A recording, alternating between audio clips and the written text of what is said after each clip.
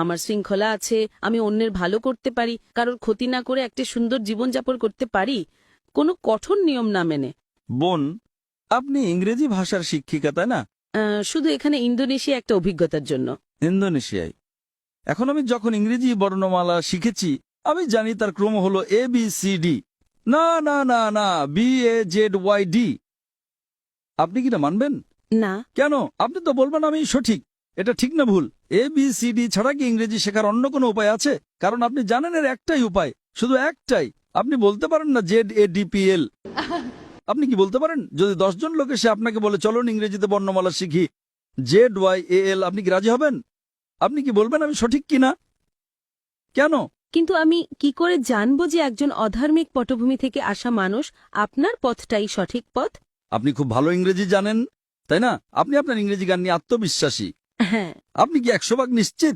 আমি ইংরেজিতে পারদর্শী, কিন্তু আমার মাতৃভাষা ইতালিয়ান। কিন্তু আপনি জানেন যে ইংরেজি মানে ABCD, অন্য কোনো পথ নেই, তাই না? 100% নিশ্চিত, কারণ আপনি ইংরেজি জানেন। আপনি ইংরেজিতে একজন বিশেষজ্ঞ। আপনি ইটালিয়ানও আরো ভালো বিশেষজ্ঞ হতে পারেন, কিন্তু আপনি ইংরেজিতে বিশেষজ্ঞ, তাই না? ঠিক তেমনি ভাবে বোন, আমার পদ্ধতি ভিন্ন। আমি বলি আপনি আমাকে ইসলামের চেয়ে ভালো কোনো ধর্ম দেখান, আমি আজই তা